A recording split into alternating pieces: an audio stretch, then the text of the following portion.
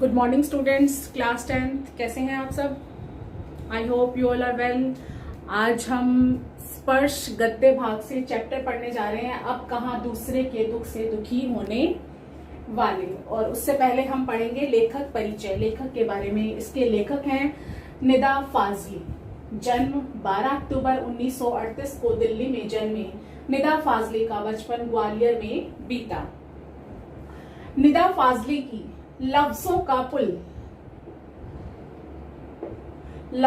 पुल नामक कविता पहली पुस्तक आई। शायरी की किताब खोया हुआ सा कुछ के लिए इन्हें 1999 के साहित्य अकादमी पुरस्कार से सम्मानित किया गया। यहाँ तमाशा मेरे आगे किताब में संकलित एक अंश प्रस्तुत है। ये जो पाठ है, अब कहाँ दूसरे के दुख से दुखी होने वाले, ये तमाशा मेरे आगे एक किताब है निदा फाजली की लिखी हुई। उसका एक अंश जो है, अब कहाँ दूसरे के दुख से दुखी होने वाले, ये अंश जो है आपकी पुस्तक में संकलित है, यानी कि दिया गया है। पाठ परिचय। इस पाठ के माध्यम से जो है लेखक ने बताया है कि दिन प्रतिदिन मनुष्य की बढ़ती स्वार्थवृत्ति की ओर संकेत किया गया है कि मनुष्य दिन प्रतिदिन कितना स्वार्थी होता जा रहा है। जिस धरती को कुदरत ने सभी जीवधारियों को उपहार स्वरूप दी थी, यानी कि ये धरती जो है कुदरत यानी कि ईश्वर ने सभी प्राणियों के लिए, सभी जीवधारियों को दी है, सभी को यहाँ समान रूप से रहने का अधिकार दिया है। उसे मनुष्य ने अपने स्वार्थ के वशीभूत होकर अपनी जागीर बना ली। और मनुष्य क्या है? सबसे स्वार्थी है, इस पृथ्वी पर जीव है। और उसने क्या किया है? स्वार्थवश जो होकर इसे अपनी जागीर यानी कि अपनी संपत्ति बना लिया है। इससे अन्य प्राणियों को दर बदर भटकना पड़ा, यानी कि जो दूसरे प्राणी हैं, जीव जंतु हैं, उन्हें दर दर भटकना पड़ा। इससे अनेक जीव नष्ट हो गए, यानी कि जिन जीवधारियों को रहने के लिए पृथ्वी पर जगह नहीं मिली, उसके बाद वो उन्होंने क्या, दर बदर भटकना शुरू हो गए और कुछ उनमें से नष्ट भी हो गए। इतने पर भी मनुष्य का स्वार्थ समाप्त नहीं हुआ। अब तो वह मनुष्य को भी बेदखल करने के लिए तैयार हो गया है। वर्तमान में अगर देखा जाए तो मनुष्य एक दूसरे को देख करके कभी भी खुश नहीं। मनुष्य जो है दूसरे मनुष्य को देखकर खुश नहीं है। उसे लगता है उसके पास ज्यादा क्यों है, मेरे पास कम क्यों है, तो वो उसकी चीज हथियाने की कोशिश करता है। अब उसे न तो किसी के सुख दुख की चिंता है और न ही किसी को सहारा देने की इच्छा शेष रही है। यह पाठ जो है मनुष्य की मंशा का वास्तविक चित्र प्रस्तुत करता है। मंशा मतलब मनुष्य की क्या वृत्ति है, क्या सोच है, उसका जो है वास्तविक चित्रण इस पाठ में किया गया है।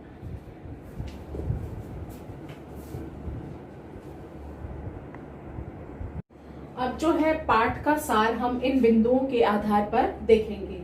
सबसे पहला पॉइंट है सुलेमान की दयालुता। ईसा से 1025 वर्ष पूर्व एक बादशाह थे जिन्हें की सुलेमान या सोलोमन कहा गया। और मनुष्य या पशु पक्षियों के, वो प्राणियों के वो देवता थे और वो जो है उनकी भाषा भी समझते थे। एक बार क्या है, वो अपनी सेना के साथ जब कहीं जा रहे होते हैं तो रास्ते में चींटियां जो है बाहर अपने बिल से बाहर निकलती हैं और कहती हैं कि जल्दी जल्दी, क्योंकि जो चींटियों को है उनके घोड़ों की टापों की आवाज समझ आती है और उनको, सुलेमान को उनकी भाषा समझ आती थी चींटियों की, यानी कि प्राणियों की, जो मूक प्राणी थे उनकी भाषा समझ लेते थे वो। तो उन्होंने कहा कि चलो चलो जल्दी चलो, अपने बिलों में फौज आ रही है। लेकिन सुलेमान ने यह सुन लिया और मतलब समझ लिया और उन्होंने कहा कि मैं तुम सबके लिए मृत्यु लेकर नहीं आया हूं, बल्कि मैं तो तुम्हारा, खुदा ने मुझे जो है तुम्हारी रखवाली के लिए भेजा है, खुदा ने मुझे तुम्हारा रखवाला बनाया है। ऐसा कहकर वह आगे चला गया।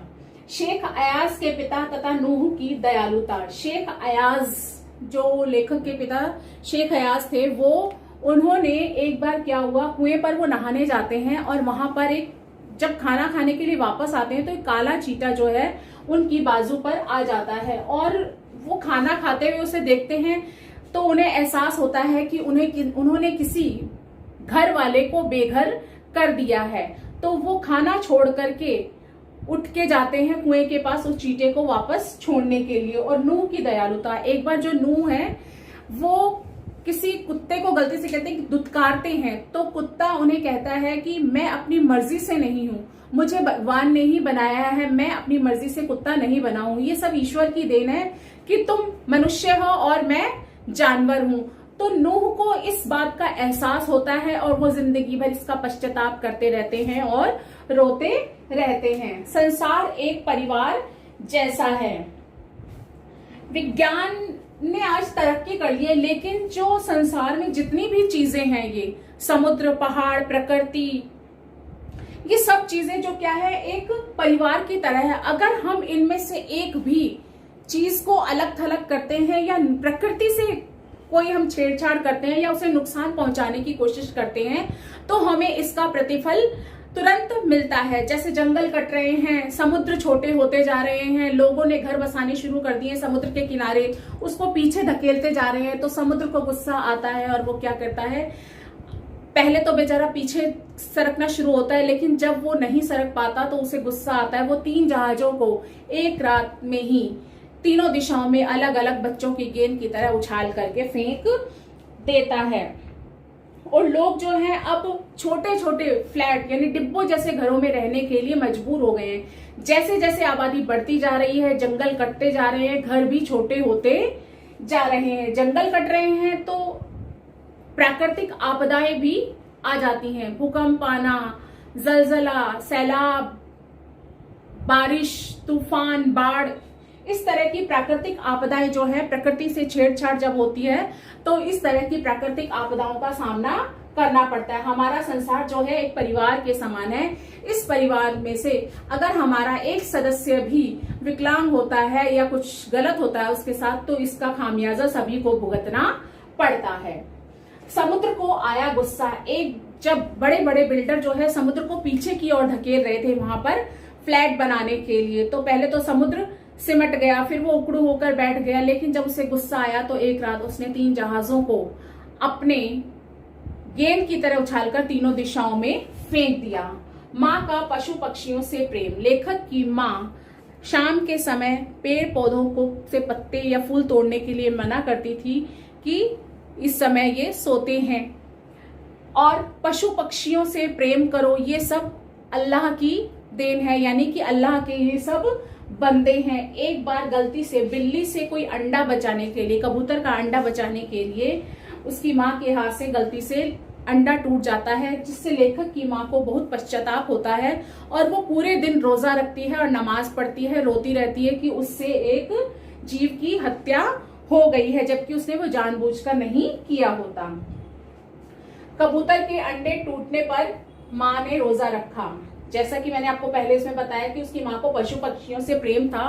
वो कहती थी कि जो मुर्गे हैं वो बांग देते हैं, अल्लाह के बंदे हैं, सुबह सुबह अजान देते हैं, बांग देते हैं। कबूतर जो है गुंबद पर चढ़कर बैठते हैं और पशु पक्षियों से प्रेम करना चाहिए। इसी तरह से जैसे मैंने आपको बताया कि कबूतर का अंडा गलती से टूट जाता है तो उसकी माँ पश्चाताप करती है, लेखक की माँ, और पूरे दिन रोजा रखती है।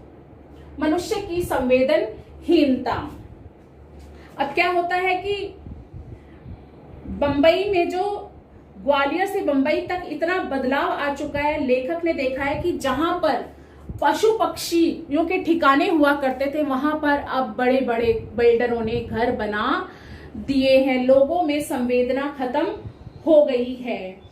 अब लेखक के घर के मचान पर भी कबूतरों ने जो है एक अंडा दिया और वहां पर वो खिड़की में से बार बार आते जाते रहते थे, जिससे उनको परेशानी होती थी। तो लेखक की पत्नी ने क्या किया, खिड़की में जाली लगवा दी ताकि कबूतरों का आना जाना बंद हो जाए। अब जो है लेखक की माँ उनके दुख के कारण जो भी है नमाज भी रखती है, लेकिन अब जो परिवर्तन आया है उसमें लोगों में जो है एक दूसरे के प्रति संवेदनहीनता जो है, संवेदना जो है, मार्मिकता जो है, प्रेम भाव जो है, सब समाप्त हो चुका है। लोग जो हैं स्वार्थी होते जा रहे हैं। तो ये हमारा जो पाठ है इन बिंदुओं पर आधारित है। अब लेखक ने जो क्या है इस पाठ में समझाने की कोशिश की है वो ये है कि मनुष्य द्वारा प्रकृति से जो लगातार निरंतर छेड़छाड़ की जा रही है उस पर रोक लगनी चाहिए। वो हमारा ध्यान जो है इस ओर आकर्षित करना चाहता है कि ये जो मनुष्य जो है प्रकृति से छेड़छाड़ करता है, पेड़ों को काटना, जंगलों का काटना, पशु पक्षियों का मारना, ये सब क्या है, प्रकृति से छेड़छाड़ है। हमें प्रकृति से छेड़छाड़ नहीं करनी चाहिए। ये पेड़ हैं, पशु पक्षी हैं, इनसे हमारी प्रकृति की सुंदरता है। प्रकृति के क्रोध का परिणाम क्या होता है? प्राणियों, पशु पक्षियों, समुद्र, ये सब क्या है, इनके प्रति ये जो ईश्वर ने हमें ये प्रकृति दी है, इसके लिए हमें ईश्वर को धन्यवाद करना चाहिए और इनके सभी के प्रति आदर का भाव रखना चाहिए। लेखक कहना चाहता है कि मनुष्य नदी, समुद्र, पहाड़, पेड़ पौधों आदि को अपनी जागीर समझकर उनके साथ जो है उनका मनचाहा उपभोग कर रहा है। यानी कि आबादी का बढ़ना, पेड़ों का कटना, जंगल का कटना, ये सब क्या है, मनचाही जागीर समझकर उसे इस्तेमाल किया जा रहा है, जिससे क्या होता है, प्रकृति में एक असंतुलन पैदा होता है। अगर हम प्रकृति से छेड़छाड़ करते हैं, जंगलों की अंधाधुंध कटाई होती है, तो क्या होता है, असमय बारिश, तूफान, गर्मी, बहुत तेज गर्मी, जलजले, बाढ़ आना, ये इन सब का जो प्राकृतिक आपदाएं हैं इनका हमें सामना करना पड़ता है। इसके अलावा सभी जीव, चाहे मनुष्य हो या कुत्ता,